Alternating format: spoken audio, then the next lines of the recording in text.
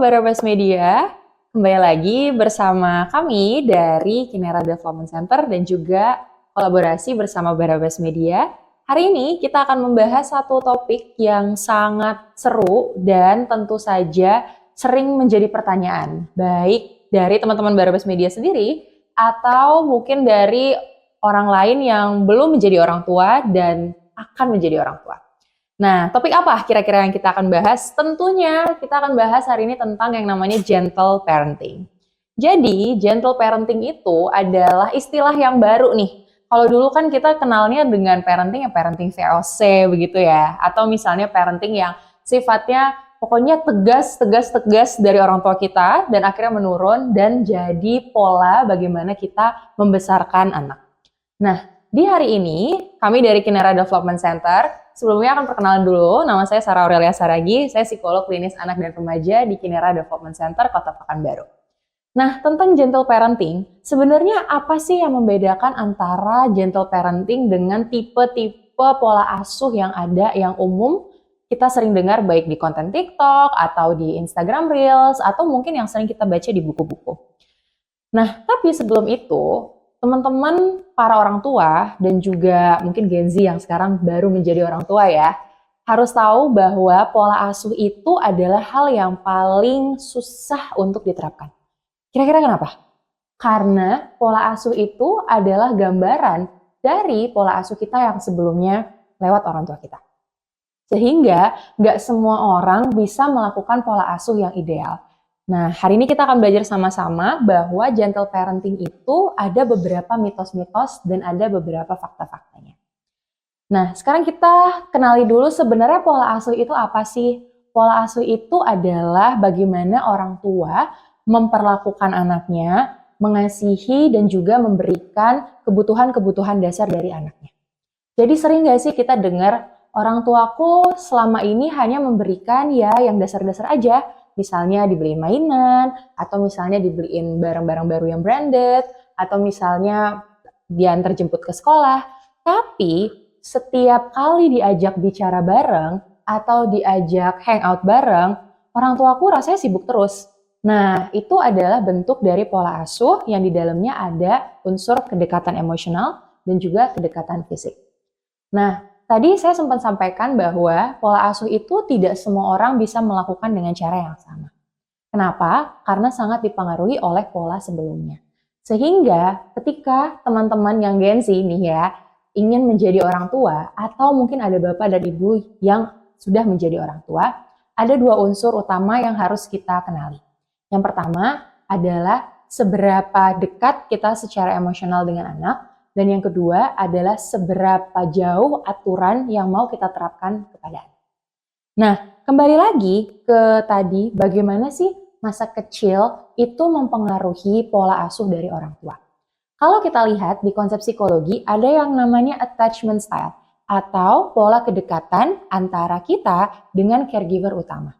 Sebenarnya dari teori dulu, dari Bowlby, itu ada 4 tipe attachment style. Yang pertama adalah insecure, jadi kita merasa bahwa diri kita tidak cukup. Nah, kenapa ini bisa terjadi? Karena dulu caregiver kita tidak selalu terus-menerus dekat dengan kita.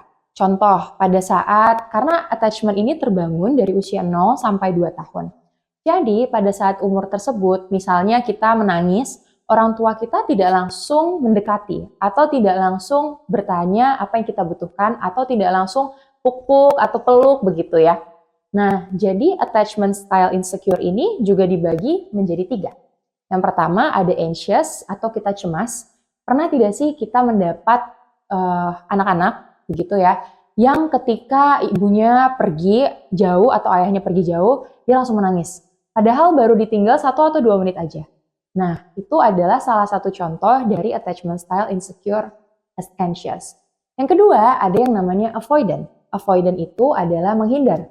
Jadi, jika kita sebagai orang tua, pada saat anak ingin mendekat, apakah kita punya kecenderungan untuk menjauh dari anak kita karena ada perasaan tidak nyaman secara emosional kalau terlalu dekat dengan anak. Itu adalah attachment style avoidant. Dan yang ketiga adalah fearful avoidance. Jadi kombinasi antara cemas dengan menjauh. Jadi kita tidak nyaman ketika orang lain terlalu dekat dengan kita, tapi pada saat orang lain menjauh, kita juga rasanya kecarian. Nah, apakah teman-teman atau yang akan menjadi orang tua pernah berada dalam kondisi yang demikian? Nah, salah satu attachment style lagi yang sebenarnya yang paling ideal adalah secure. Nah, secure ini artinya kita punya kedekatan yang pas, rasa emosional yang tepat bersama orang lain, yaitu di kasus ini adalah anak kita sendiri atau mungkin saudara kandung kita. Nah, attachment style ini sangat mempengaruhi bagaimana kita mengasuh anak-anak kita. Jika kita sebagai orang tua punya attachment style yang anxious dengan orang tua kita sebelumnya, maka kita punya kecenderungan untuk selalu ingin ada di dekat anak kita. Sehingga jadinya terlalu overprotective dan membuat anak jadi ragu untuk bisa mengeksplor kesenangannya sendiri. Nah, kalau kita sebagai orang tua punya attachment style avoidant dengan orang tua kita sebelumnya, maka kita jadi punya sikap dingin dengan anak. Sehingga kita merasa bahwa kita tidak pantas untuk menyayangi anak kita misalnya, atau sebaiknya anak kita dekat dengan figur orang tua yang lain saja, misalnya dengan ayahnya atau dengan ibunya saja. Karena apa? Karena kita merasa tidak nyaman jika anak terlalu dekat dengan kita. Kebalikannya, jika kita punya attachment style yang secure dengan orang tua kita sebelumnya, maka kita pun akan membangun attachment style yang sama dengan anak kita. Nah, yuk ayah bunda, coba kita kenali diri kita. Kira-kira kita punya attachment style yang mana dengan orang tua? Kalau kita kembali lagi ke konsep pola asuh tadi, berarti itu akan sangat mempengaruhi bagaimana kedekatan emosional kita dan seberapa jauh aturan yang mau kita buat dengan anak. Nah, parenting style atau tipe pola asuh itu sebenarnya dasarnya ada 4 juga, sama dengan attachment style tadi. Bayangkan kita punya anak usia 6 tahun, atau mungkin kita punya keponakan usia 6 tahun, dan dia ingin beli mainan baru. Kalau tipe parenting atau pola asuh kita yang selalu memberikan apapun yang diinginkan anak, maka anak mungkin punya kedekatan emosional dengan kita, tapi anak tidak punya aturan yang jelas tentang kapan saya boleh dapat sesuatu atau kapan saya tidak boleh dapat sesuatu. Ketika dia tidak dapat, apa yang akan dia lakukan? Pasti satu, dia akan marah-marah, dia akan tantrum, dan tentunya yang kedua, dia akan merasa dunia runtuh karena biasanya ibu saya selalu memberikan mainan setiap hari. Atau biasanya ibu saya pasti memberikan perhatian ketika saya menangis, tapi kok sekarang tidak? Nah, coba ayah bunda, kita perhatikan kira-kira pola asuh kita yang mana. Dari 4 itu, yang pertama itu ada yang disebut sebagai autoritatif. Autoritatif ini yang biasanya kita kenal sebagai gentle parenting. Sebenarnya kurang lebih sama. Nah, gentle parenting itu tidak harus selalu ketika anak menangis, kita peluk terus begitu ya. Atau ketika anak menangis kita sayang-sayang anaknya, atau kita berbicara dengan nada yang lembut. Tidak seperti itu. Tapi gentle parenting itu adalah pada saat kita memberikan aturan yang jelas untuk anak dan batasan yang tepat buat anak. Tapi kita juga tidak menjauhi anak pada saat dia mengekspresikan marahnya. Jadi pada saat anak menangis, tidak harus langsung selalu kita peluk. Tapi kita hanya validasi emosi perasaan anak dan kita tanyakan apa yang membuat dia sedih. Apa yang membuat dia merasa tidak nyaman. Itu adalah pola asuh autoritatif. Jadi kedekatan emosionalnya tinggi, namun aturan atau boundaries yang dibuat oleh orang tua juga tinggi. Sehingga anak paham apa sih yang boleh dia lakukan dan yang tidak boleh dia lakukan. Anak juga paham bahwa orang tua akan selalu jadi tempat aman dan tempat nyaman pada saat dia merasa tidak tenang atau tidak nyaman. Nah, yang kedua adalah pola asuh autoriter. Nah, di pola asuh autoriter ini aturannya terlalu tinggi, terlalu banyak, terlalu besar, tapi kedekatan emosionalnya sangat minim. Ini biasanya mungkin kita kenalnya ya parenting VOC ya, tapi bukan parenting VOC yang marah dengan alasan yang jelas, bukan itu. Tapi hanya marah-marah tidak ada alasan yang jelas, begitu banyak aturan, tidak dijelaskan aturannya untuk apa, sehingga anak merasa bingung dan dia pasti akan memberontak. Biasanya pada pola asuh yang otoriter, kedekatan emosionalnya pasti minim. Kenapa? Karena orang tua selalu hanya berkata anak ini salah. Kamu itu salah, kamu nggak boleh A, kamu nggak boleh B, kamu nggak boleh C. Tapi anak tidak diberikan kesempatan apa yang dia boleh lakukan. Beda dengan pola asuh otoritatif tadi, di mana orang tua diberikan kesempatan untuk menjelaskan kepada anak apa sih yang boleh dia lakukan dan yang tidak. Tapi kalau otoriter, semuanya salah di mata orang tua. Semuanya tidak boleh di mata orang tua. Pokoknya yang boleh terjadi dan yang hanya didengarkan adalah nasihat atau titahnya orang tua. Selain itu, tidak ada. Nah, ini akan membangun citra diri anak yang merasa bahwa pendapatnya tidak akan pernah didengarkan. Sehingga anak pasti akan membangkang atau anak pasti akan merasa rendah diri atau kecil. Dia merasa bahwa pendapatnya tidak penting dan apapun yang dia lakukan sudah pasti salah. Nah, yang ketiga itu adalah neglectful. Jadi orang tua akan selalu memberikan apapun yang diinginkan anak. Emosionalnya tinggi, tapi aturannya juga tidak jelas. Sehingga orang tua pasti akan terbuai begitu ya dengan omongan-omongan manisnya anak gitu.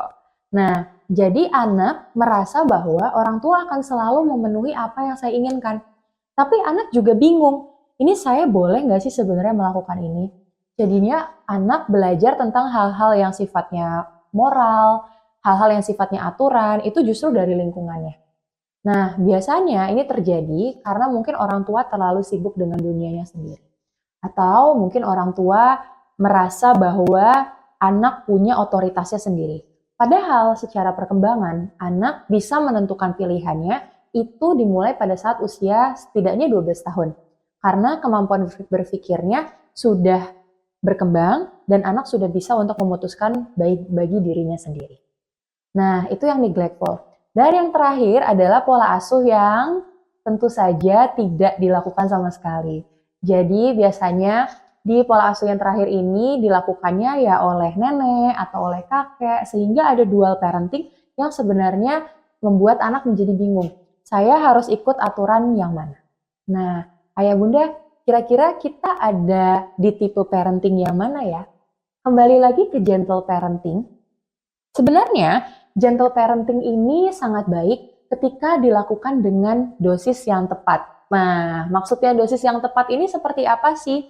Dosis yang tepat ini artinya orang tua punya aturan yang jelas dan orang tua juga membangun kedekatan lewat waktu yang berkualitas bersama anak. Jadi, misalnya pada saat anak marah atau dia pukul kakak atau adiknya di rumah, dia tidak langsung dihukum tanpa aturan yang jelas. Tapi kita validasi perasaannya bahwa mama atau papa paham kamu marah, tapi memukul itu tidak baik. Jadi, kamu nggak boleh main HP selama 1 minggu. Nah, itu adalah gentle parenting yang tepat karena anak tidak hanya dimarah-marahi atau dibentak saja, tapi diberikan alasannya. Apa yang tidak boleh dan boleh dilakukan dan apa yang anak itu rasakan. Ini adalah poin penting untuk meningkatkan kecerdasan emosionalnya anak. Karena ya bunda, sekarang games online, sosial media, apapun sosial medianya sangat mempengaruhi bagaimana perkembangan emosi anak. Pasti kita lebih sering mendengar atau melihat kasus anak-anak yang emosinya lebih tidak bisa dikendalikan dalam 5 tahun terakhir ini dibanding sebelumnya. Sudah pernah ada kasus ya, orang tua yang dibunuh oleh anaknya sendiri hanya karena ada kekesalan tertentu yang terpendam dari anak. Nah, kalau kita lihat melalui kasus-kasus tersebut, itu sangat dipengaruhi oleh pola asuh dari orang tuanya dan bagaimana orang tuanya bereaksi terhadap situasi yang nggak pas. Jadi ketika anaknya buat kesalahan, apakah kita responsif atau kita reaktif? Kalau kita reaktif, kita hanya memarahi dan memberikan mungkin kata-kata yang tidak baik bagi anak dan melukai. Tapi kalau kita responsif, kita hanya berdasarkan pada apa yang dilakukan anak dan langsung memberikan solusi yang bisa dilakukan oleh anak pada saat itu juga. Sehingga gentle parenting ini bukan berarti yang tadi kita harus selalu memenuhi kebutuhan anak atau kita memeluk anak pada saat dia tidak nyaman. Tapi gentle parenting adalah orang tua secara baik-baik menyampaikan apa yang boleh dan tidak boleh dilakukan oleh anak. Nah, sebenarnya kecerdasan emosional ini bisa kita latih dari usia berapa?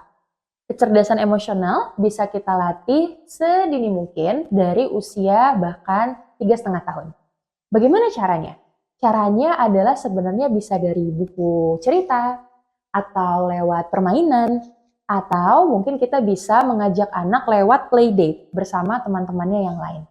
Dan orang tua itu harus percaya dan yakin bahwa anak itu belajar dari lingkungan di mana dia berada. Dan anak itu adalah peniru ulung ya ayah bunda. Dia akan lihat bagaimana merespon marah dari cara ayahnya marah. Dia akan melihat bagaimana merespon orang yang mungkin atau teman-teman dia yang mungkin tidak sesuai yang dia harapkan, ini misalnya pada remaja, dengan melihat bagaimana ibunya merespon situasi yang mungkin sama atau situasi yang mendesak. Sehingga dari sekecil usia 3,5 tahun, kita bisa ajarkan bagaimana mencerdaskan emosionalnya anak dari kecil. Sehingga parenting itu sebenarnya tidak harus selalu sempurna ya bunda. Tidak mungkin kita bisa melakukan gentle parenting setelah kita bertahun-tahun diasuh dengan pola yang misalnya avoidant tadi.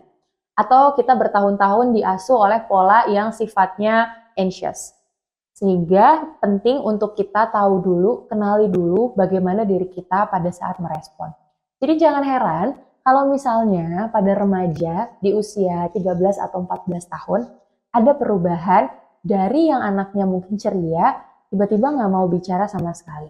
Karena apa? Karena kesenjangan emosi yang dibangun oleh orang tua itu mulai besar dan anak merasa tidak ada kedekatan secara emosional. Ada satu buku, mungkin ini pada orang tua yang punya anak-anak remaja ya, terkait pola asuh gentle parenting tadi. Ada satu buku yang menarik yang saya sedang baca, itu judulnya How to Talk So Teens Will Listen and Listen So Teens Will Talk. Jadi pada anak remaja, pola asuh ini penting, terutama yang autoritatif ya, untuk remaja paham apa sih gunanya aturan, nggak boleh pulang malam, apa sih sebenarnya yang ingin dia sampaikan, tapi orang tuanya tidak keburu baper duluan. Jadi di buku ini dijelaskan bahwa sebenarnya yang remaja butuhkan itu cuma 2. 1, telinga orang tua yang aktif mendengarkan ya ayah bunda, bukan sambil scroll HP, karena itu berbeda. Atau bukan hanya merespon dengan cara, oh iya, tapi sambil laptopan. Jadi itu bukan aktif mendengarkan. Dan yang kedua adalah pertanyaan yang sifatnya terbuka. Jadi sebenarnya remaja itu hanya butuh pertanyaan yang sifatnya bukan kenapa, tapi pertanyaan terbuka seperti apa yang kamu rasakan, dengan apa, dan gimana ceritanya, gimana rasanya, gimana situasinya saat itu. Karena pertanyaan kenapa untuk anak remaja itu sifatnya interrogatif. Begitu juga dengan anak-anak pra-remaja dan yang lebih kecil. Sehingga 2 hal itu penting untuk dimiliki orang tua, kemampuan untuk bisa mendengarkan secara aktif dan bertanya bagaimana harinya. Nah, kita sampai di penghujung podcast kita hari ini, pembahasan tentang gentle parenting. Jadi intinya cuma 1 orang tua, yaitu ayah dan bunda punya waktu berkualitas untuk bisa bertanya pada anak apa sih yang ingin mereka ceritakan, dan ayah bunda juga boleh loh untuk menceritakan pengalamannya ayah bunda yang seru kepada anak-anak. Jadi pola asuh adalah hal utama, fondasi paling penting untuk kedekatan emosional antara kita dengan anak, supaya anak-anak punya kecerdasan emosional yang baik dan dia bisa berkomunikasi dengan teman-temannya lebih baik lagi. Nah, kira-kira kita akan bahas apa lagi ya di podcast selanjutnya, terutama di topik parenting, atau mungkin topik-topik psikologi yang lain. Teman-teman Barabas Media boleh komen di kolom komentar, dan juga mungkin boleh mention di Instagramnya Barabas Media dan juga di Kinera Development Center. See you di next podcast. Bye-bye.